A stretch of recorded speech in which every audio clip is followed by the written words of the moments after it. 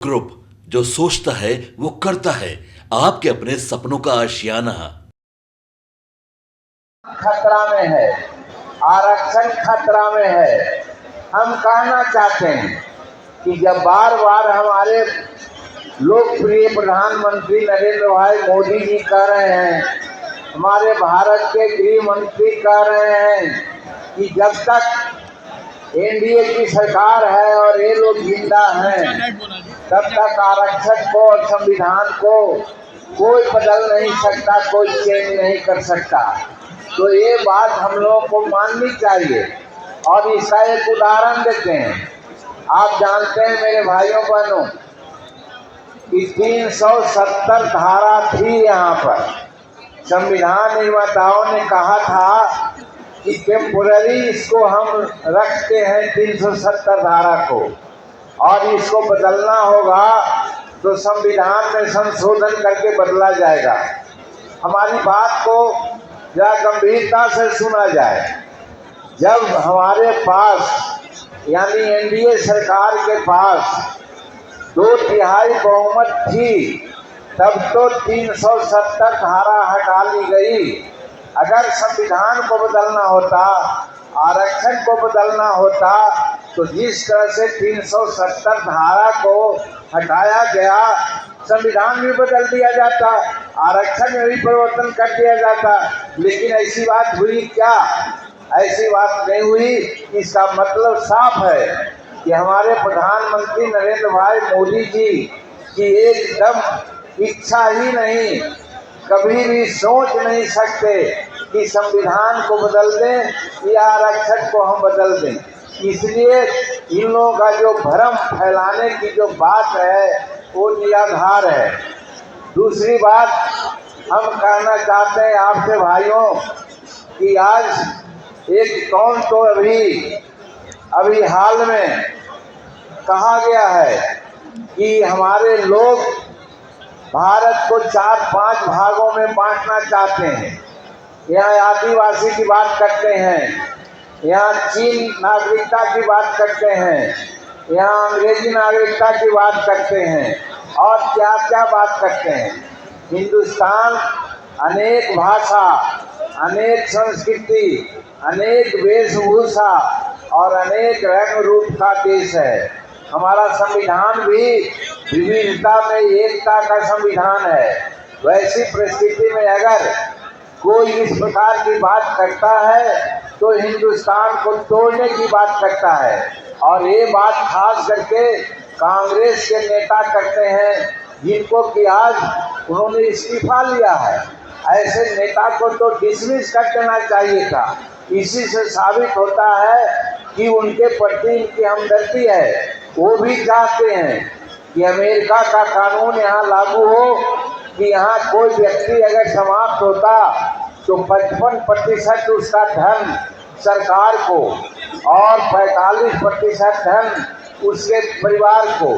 इस प्रकार की बात हिंदुस्तान में नहीं चलेगी, लेकिन ये लोग चलाना चाहते हैं। तो ऐसे लोगों के पास सत्ता देने से हम समझते हैं कि न हम रहेंगे, न हमारा संविधान रहेगा, न हमारा आरक्षण रहेगा। दूसरी बात मेरे भाइयों हम कहना चाहते हैं, ये क्या भ्रम फैला रहे हैं? ये भ्रम फैला रहे हैं कि 17 महीना इन्होंने उप मुख्यमंत्री रहने का काम किया और ये कहते हैं कि हम लाखों लोगों की नौकरियां दी। और खास करके शिक्षा विभाग में इन्होंने कहा कि हमने नौकरियां दी। हम इसमें बात करना चाहते हैं, आप लोग सब संविधान के ज्ञाता हैं, प्रबुद्ध नागरिक हैं। आज संविधान में और जो हमारा है उसमें प्रधानमंत्री और मुख्यमंत्री ही सबसे प्रमुख होते हैं। बिना मुख्यमंत्री के आदेश के कोई आदेश पालन नहीं हो सकता। तब फिर ये कौन कहने वाले हैं कि हमने नौकरी दी 17 महीना में और अपना स्तर की बात कर रहे हैं, जब माननीय मुख्यमंत्री उस पर दस्तखत नहीं करते, माननीय मुख्यमंत्री की चाहत नहीं होती तो वो नौकरी देने वाले कौन हैं? इसलिए ये भ्रम फैला करके बिहार के लोगों को एक तरह से संविधान का अज्ञानी मान करके ऐसी बात बोल रहे हैं। क्योंकि लगता है कि उनको संविधान का ज्ञान नहीं है, या नहीं तो वो समझते हैं कि बिहार के लोग अज्ञानी हैं, इसलिए वो इस प्रकार की बात बोलते हैं। और इसका दूसरा पक्ष भी मेरे भाइयों बहनों आप जाने कि आप जानते हैं कि वो 5 विभाग के मालिक थे, और वो भी बड़ा बड़ा विभाग के मालिक थे। अगर नौकरी देना ही था उनको तो अपने विभाग में क्यों नहीं नौकरी उन्होंने दिया? अपने विभाग में एक नौकरी नहीं दी, अब विभाग में दिया नौकरी तो शिक्षा विभाग की बात करते हैं, जो एनडीए की सरकार में ही उसका बैकग्राउंड बन गया था कि शिक्षकों की बहाली करनी है, और माननीय मुख्यमंत्री तैयार हो गए थे, और माननीय मुख्यमंत्री कैबिनेट में डिसीजन लिया और टीचर की बहाली हुई। तो एक बात तो ये हो गई, और दूसरी बात इसमें ये भी समझना चाहिए कि जिस दिन शिक्षा विभाग की बात वो करते हैं, उनके मंत्री रात दिन रामायण और गीता की बात करते रहे, एक दिन भी वो मंत्रालय में नहीं गए, उनका सिग्नेचर नहीं हुआ। तो फिर कैसे वो कहते हैं कि हमने नौकरी दी? इसलिए मैं कहता हूँ मेरे दोस्तों कि वो नौकरी नहीं दिए, भ्रम फैला करके लोगों में इस प्रकार की बात कर रहे हैं, जो आप लोगों को समझना चाहिए। वो नौकरी जो भी मिली है और मिलने वाली है, हमारे मुख्यमंत्री नीतीश कुमार जी 10 लाख नौकरी की बात किए हैं, और 2025 के चुनाव आते आते आप देखेंगे कि 10 लाख नौकरियां और नियोजन निश्चित रूप में मिलेगी, क्योंकि मुख्यमंत्री चाहते हैं। एक बात ये है, और एक बात और मैं कहना चाहता हूँ आपसे भाइयों, आज अगर ऐसा होने वाला नहीं है, लेकिन उन नहीं निकले, पाकिस्तान और बंगाल के भी बच्चे वहाँ से बाहर निकल गए, ये हमारा भारत का प्रधानमंत्री है।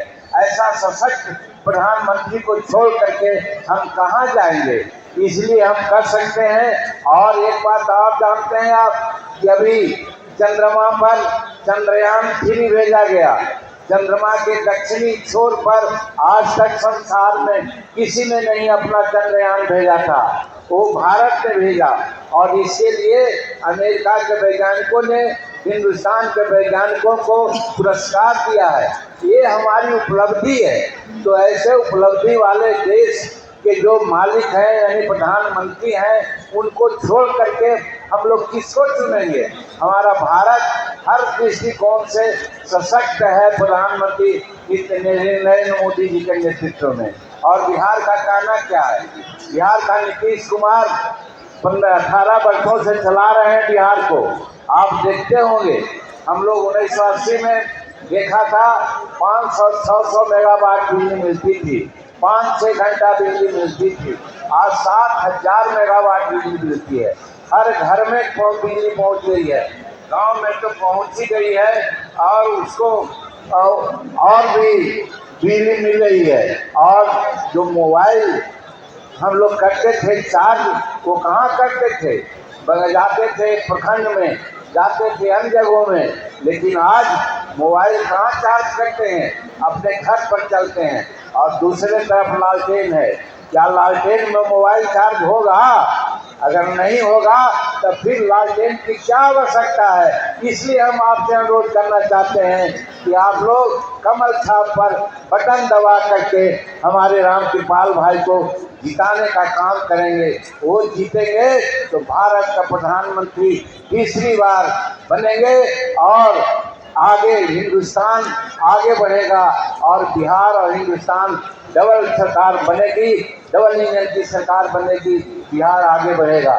मेरे दोस्तों, बहुत सारी बातें लोगों ने कही है, एक बात अंतिम कह करके हम अपनी बात समाप्त करेंगे, वो है शेड्यूल कास्ट के संबंध में और शेड्यूल ट्राइब के संबंध में बहुत भ्रांतियां चल रही है। कुछ लोग कहते हैं कि शेड्यूल कास्ट के बारे में भाजपा का यानी एनडीए का नजरिया ठीक नहीं है। हम आपसे कहना चाहते हैं कि हम लोगों का आइकॉन डॉक्टर भीमराव अंबेडकर साहब हैं। डॉक्टर भीमराव अंबेडकर साहब का हिंदुस्तान में 5 जगह कार्यक्रम चलता था। उस 5 जगह को 5 तीर्थ के रूप में नरेंद्र मोदी जी ने चिन्हित किया और वो पर्यटन के दृष्टिकोण से पांचों तीर्थ आज काम कर रहा है। ये इज्जत हम लोग शेड्यूल कास्ट को देने का काम किया। और दूसरी बात कहना चाहते हैं, लंदन में जहाँ पर पढ़े थे डॉक्टर अम्बेडकर साहब, उनकी एक लाइब्रेरी थी। कोई वो लाइब्रेरी लंदन के अधिकार में था। हम समझते थे कि अगर नरेंद्र मोदी नहीं होते तो वो लाइब्रेरी आज भारत में खरीद लिया है और वहाँ पर अम्बेडकर का स्मारक बना दिया। इसलिए आज संसार के लोग आते हैं और अम्बेडकर के साहित्य को पढ़ते हैं। ये हिंदुस्तान के प्रमुख हमारे भारत के प्रधानमंत्री शेड्यूल कास्ट को इतना तरजीह दिया, इतना में इज्जत दिया, तो हर तरह से समाज के हर तबके के लोगों को ये आगे बढ़ाने का काम कर रहे हैं। इसलिए हम लोगों का फर्ज बनता है कि हम लोग नरेंद्र मोदी जी को किसी भी परिस्थिति में नहीं चूके और उनका जो कहना है, अब की बार 400 पार की बात करते हैं, हम लोगों को 400 पार करना है। और बिहार में एक गलती हो गई थी, हम लोग 39 थे। हम कहना चाहते हैं कि उस समय जीतन मांझी नहीं था एनडीए में, आज जीतन मांझी एनडीए में है, इसके साथ 5-7% वोट है। उस वजन से हम कहना चाहते हैं इस बार बिहार में 400 का 400 सीट मिलेगा नरेंद्र भाई मोदी जी को, ये हम ऐलान करना चाहते हैं। इसलिए हम कहना चाहते हैं अभी अपने स्तर से भी कोई चूक नहीं करना चाहिए और नरेंद्र भाई मोदी जी को कमल छाप पर वोट दे करके हमारे राम कृपाल भाई को जिताइए।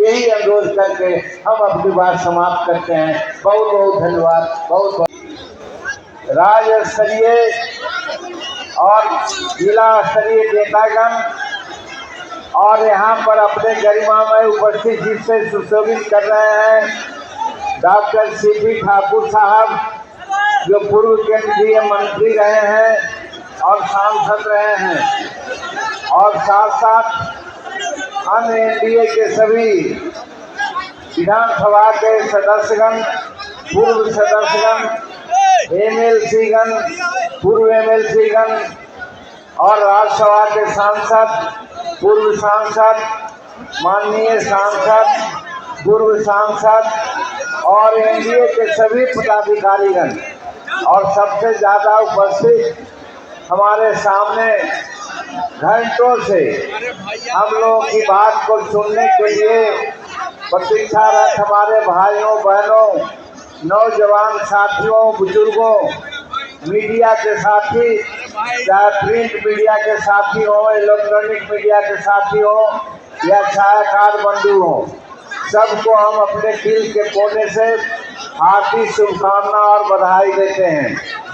भाइयों बहनों, बहुत सारी बातें हो गई, बहुत से नेताओं ने अपनी अपनी बात अपने तरह से कहने का काम किया है। मैं समझता हूँ कि सबसे पहले हम आपसे निहोरा करने के लिए आए हैं कि आप जो 1 तारीख को चुनाव होने वाला है और राम कृपाल बाबू उसके लिए नामांकन करके आए हैं, उनका चुनाव चिन्ह कमल का फूल है, उस पर बटन दबा करके उनको जिताइए। ये हम अपील करते हैं और अपील इसलिए करते हैं कि आज भारत के प्रधानमंत्री नरेंद्र भाई मोदी जी हैं और बिहार के मुख्यमंत्री माननीय नीतीश कुमार जी हैं। दोनों की डबल इंजन की सरकार चल रही है और बिहार दिन दूनी रात चौगुनी के हिसाब से आगे बढ़ रहा है। और एक जमाना था जब बिहार के प्रति भारत सरकार की अभिरुचि कम रहा करती थी तो हम पिछड़ रहे थे। आज सौभाग्य है और नीतीश कुमार जी को धन्यवाद देते हैं कि वो महागठबंधन छोड़ करके आज एनडीए के साथ आ गए हैं और डबल इंजन की सरकार के रूप में काम कर रहे हैं, जिससे आज हमारा बिहार और भारत आगे बढ़ रहा है। हम जो विकास का काम हुआ है उसकी चर्चा नहीं करेंगे। हमारे बहुत से साथियों ने कहा कि कहाँ हमारी आर्थिक स्थिति रही है, कहाँ हमारी महिलाओं के बारे में बातें हुई है, किसानों के बारे में सोच आई है, सारी बातों की चर्चा हुई है। हम उससे इतर एक दो बात आपसे कहना चाहते हैं। मेरे भाइयों बहनों, आज एक दौर चल गया है। हमारे जो विरोधी दल के नेता लोग हैं वे लोग भ्रम फैला रहे हैं।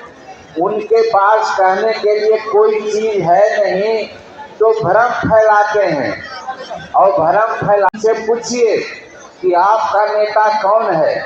हम आप सब ग्रामीण परिवेश के आदमी हैं। बिना दूल्हा के बाराती जाती है क्या? जब दूल्हा ही नहीं है तो बाराती की कल्पना कैसे हम लोग करेंगे? तो आप पूछिए उनसे कि उनके नेता कौन है। ममता दीदी हैं, अखिलेश जी हैं, केजरीवाल साहब हैं कि और कोई हैं? कोई नेता ही नहीं। आपस में सीट फुटबॉल हो रहा है, आपस में चुनाव लड़ रहे हैं। वायनाड में राहुल जी के खिलाफ कौन लड़ गया? आपने देखा पूर्णिया में कौन लड़ा? आपस में ही लड़ रहे हैं। तो नेता का कोई सवाल नहीं है और नेता उनका कोई नहीं है। जब चुनाव अगर होगा भी तो आपस में नेतृत्व की लड़ाई लड़ेंगे। और दूसरी तरफ एनडीए का नेता और एनडीए के लोग सशक्त हैं। चाहे सीट देने की बात हो, चाहे प्रचार करने की बात हो, सब कोई एक होकर के एनडीए के पक्ष में प्रचार कर रहे हैं। और नेता तो हमारे निश्चित रूप से नियत है कि हमारे नेता नरेंद्र भाई मोदी हैं। भारत का तीसरा बार प्रधानमंत्री बनने जा रहे हैं, इसमें कोई शक नहीं है मेरे भाइयों। इसलिए मैं कहना चाहता हूं कि हमारे पास नेता हैं। और नेता कैसा है जिसके बारे में हम कहना चाहते हैं। आज संसार में आप जानते हैं कि 1980 से हम विधायक मंत्री और कुछ दिन के लिए मुख्यमंत्री भी रहे, लेकिन आज तक हमने नहीं सुना था G20 की बैठक हुई बिहार भारत में। तो देखा होगा, सुना होगा आप लोगों ने कि आज तक संसार का कोई भी राष्ट्राध्यक्ष भारत के राष्ट्राध्यक्ष को पैर छू के प्रणाम नहीं किया था। सो इस G20 की बैठक में हमारे प्रधानमंत्री को पैर छू करके लोग प्रणाम किया। हमारा प्रधानमंत्री का कद ऐसा है, तो फिर हम कैसा प्रधानमंत्री चाहेंगे? और एक बात और है, बात यह है कि आप जान रहे हैं अभी भी रूस और यूक्रेन का युद्ध चल रहा है। हमारे 22,000 बच्चे यूक्रेन में फंस गए थे पढ़ने के लिए। हम लोगों की चिंता हुई कि हमारे बच्चे क्या करेंगे। प्रधानमंत्री के नॉलेज में बात गई। प्रधानमंत्री ने क्या कहा आप लोगों को मालूम होगा। कितना कदावर नेता हमारा प्रधानमंत्री है कि उन्होंने रूस के प्रधानमंत्री को कहा, हे पुतिन युद्ध तुम रोको।